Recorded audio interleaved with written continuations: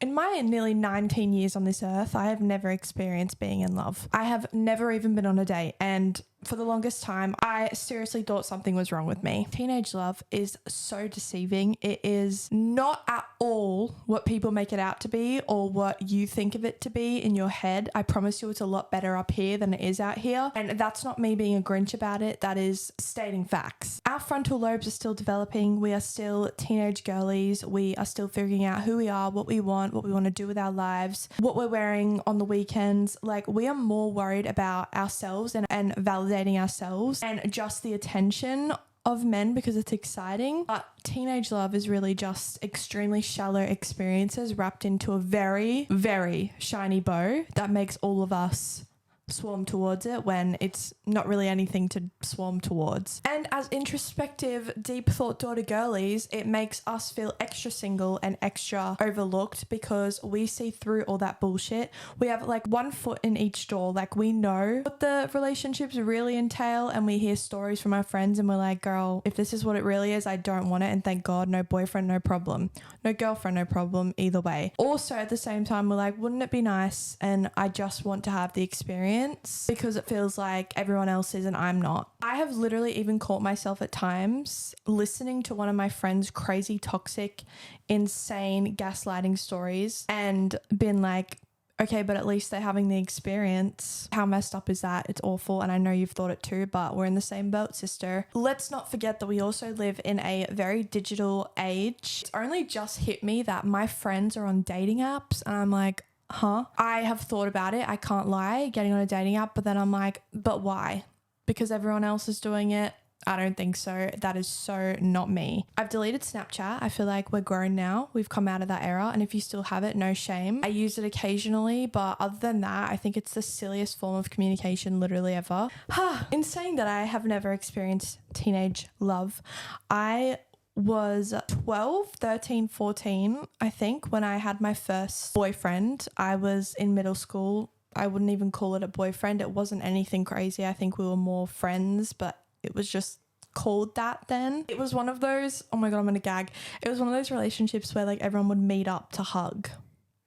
And so I wouldn't consider that a boyfriend or an experience that I can really look back on and say like, oh, I had this and I had that, because I didn't have anything. It was a little kid fun thing to do in like year 6 and year 7. Then after that relationship, I kind of let my friends talk me into using Snapchat and Snapchatting guys on there, which is extremely unfulfilling and a really hard, conflicting thing to go through, because on one hand, I wanted to impress my friends and feel like I was a part of their conversation and the experiences that they were having, which were wild at 14, by the way. I don't even think I can get into that on here. And then on the other hand, I didn't feel like that's what I really wanted to do, but I did it because the validation part and because everyone else was doing it. So I was like, sure, why not? I can't say that I've ever had a bad experience ever relationship wise. Like, thank God. I've had situationships, talking stages, you name it, but I've never met up with anyone, never had like a date stage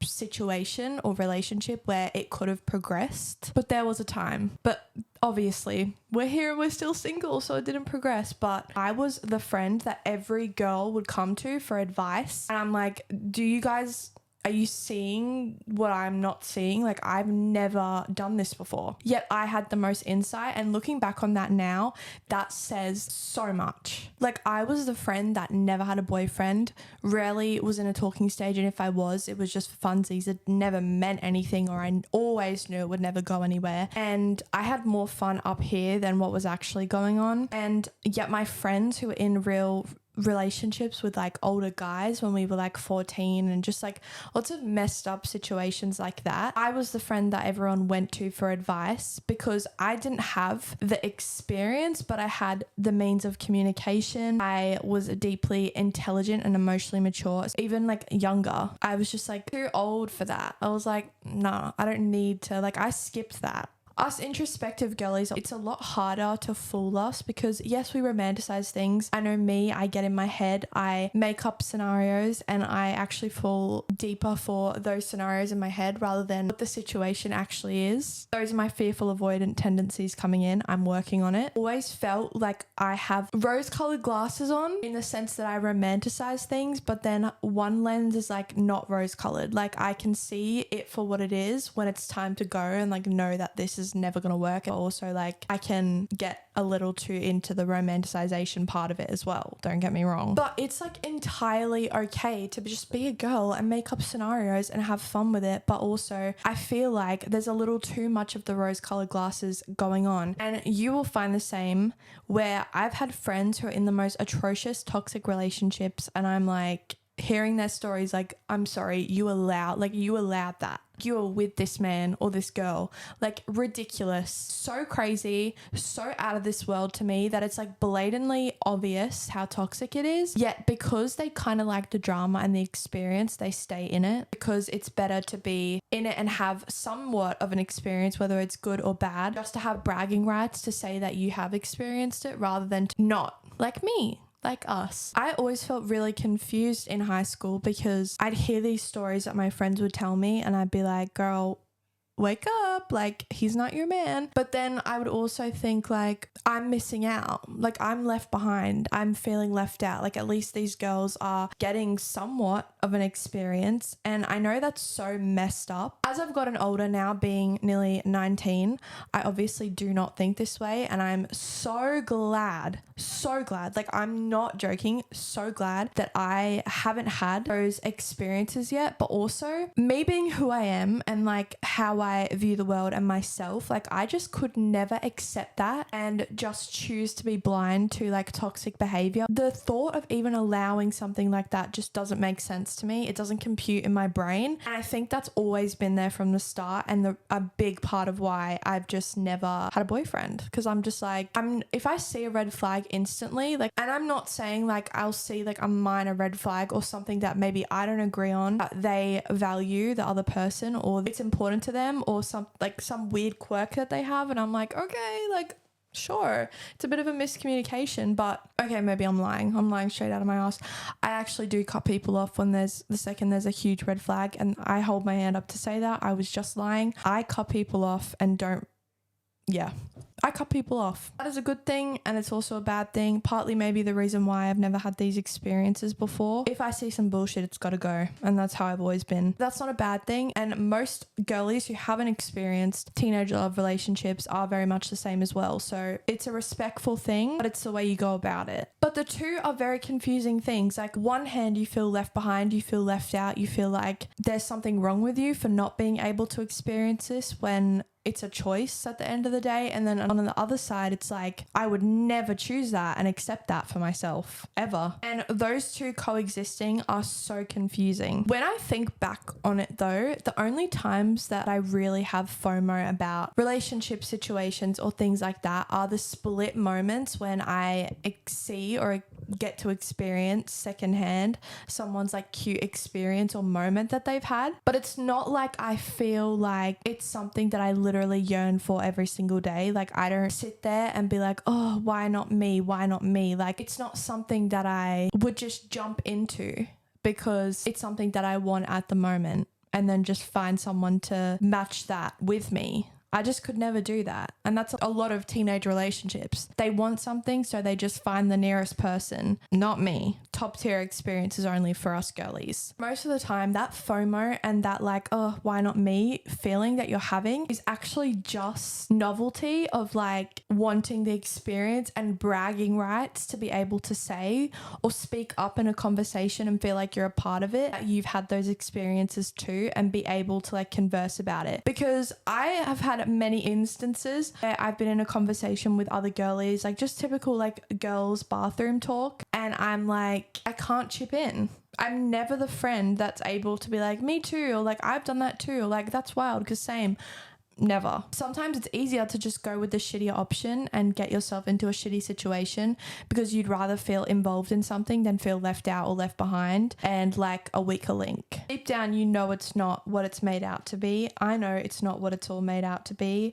Social media is also extremely deceiving. I've known couples where I've seen their relationships online. I'm like, wow, so cute. Like they look so good together. They complement each other. And then I see them in real life and hear stories about them. And I'm like, what? That's crazy. And it's just chaos. Chaos wrapped in a big shiny bow. You're worth so much more than just being able to say you experienced something. And I'm saying this from two different angles. Obviously, there is an intimate part of relationships, and then there's relationships, and those two in your teenage years are very important, as everyone says. Obviously, that is not true. It is important subjectively to each individual, and to me, I value those two things a lot, and I tried not to value myself. Isn't that crazy? Just for the sake of fitting in, and I'm not prepared to let those two things go and how much I value them just for the sake of the experience being quicker or being now, when I can wait and spend all this time with myself and my friends and the things that do matter and building that relationship to myself so that when it does come along, I have the capacity and the capability to be able to do it properly and healthy instead of just settling for the next man. We all watch movies and had this conception in our head of what it was going to be like to be in your teenage years, and it is not at all what I thought it was going to be. I can't lie to you. Obviously, everyone's situation is different, but girl, this is what I thought my teenage years were going to be. For me, the whole situation of like relationships and romantic relationships in my teenage years, I mean, I'm turning 19, so I still have a whole other year to go. Who knows what could happen? All really just been about trial and error for me. And like, yes, I have spoken to people and communicated with new energies, but I've learned something about what I value and what I want in each of those connections. So while they haven't turned into anything, obviously, because still single, I value like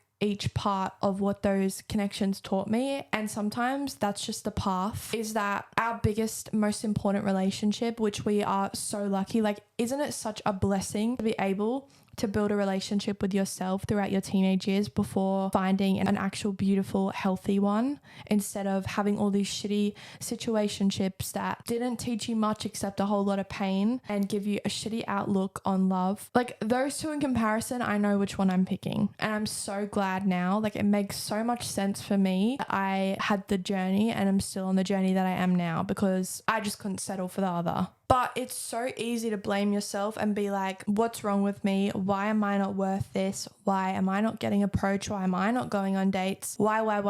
It's so easy to point the finger at yourself and think it's a you problem. And most of the time when a girly or a woman, I never know if I can call myself a woman, like I'm 18. I don't know if that, I guess as a woman, it's quite threatening and scary in a world full of shallowness to have a deep sense of self and know what you want. Also on that, be able to stand on what you want, like stand on that business and have your needs and have your wants and not be ashamed of it. That is something that I'm working on, is being extremely clear and like, this is what I expect, and if you can't meet my expectations, it ain't happening. In a subconscious way, obviously that's what's been happening throughout all of this, maybe for you too, standing on it and showing that and being that for yourself first, so that now shitty people won't even want to enter your energy space because they know what you deserve and what you are accepting and allowing. And if you're not getting approached right now, or you don't have anyone in your DMs, your phone is dry, let me just tell you this, it's not uncommon for literally your whole entire like frequency and energy to change and people to know not to just not approach you because they know they can't give you what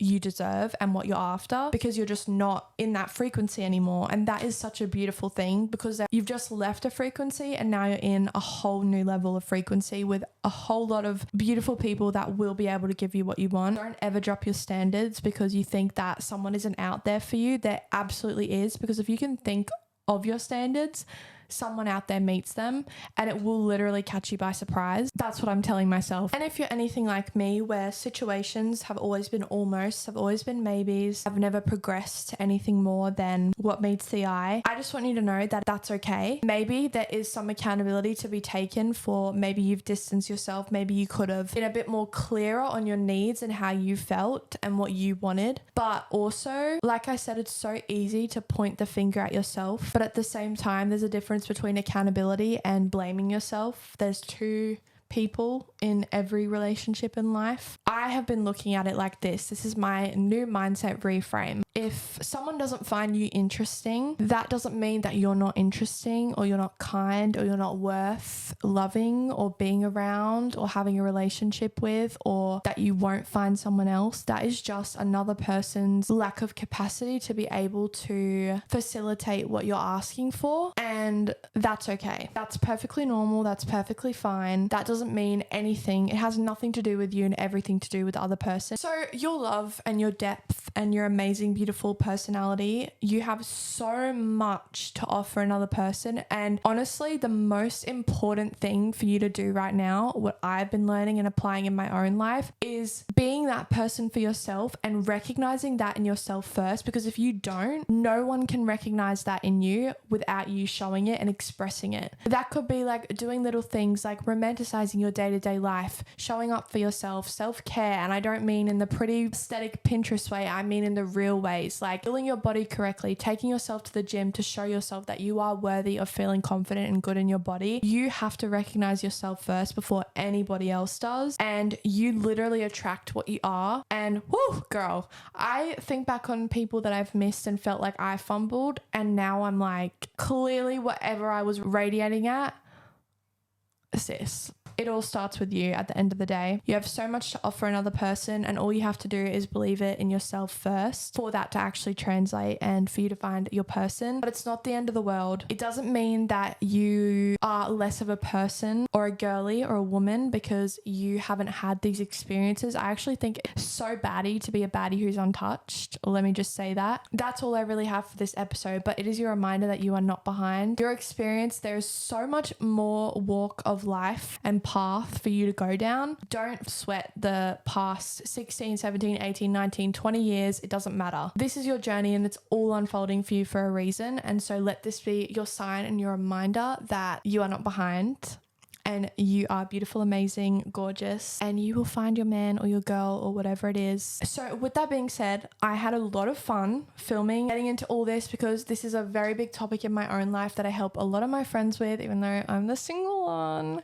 And I love you guys. Thank you for all the love on the last episode. That's actually crazy. It's, I think, my most viewed, watched, interacted with video so far. And it's definitely a step in the right direction because these videos make me so happy. And I'm happy that I am impacting you guys. But yeah, I love you. Thank you for watching and I will see you next video. Make sure to like, subscribe, leave a comment because it helps me get these videos out and make them good. So I love you.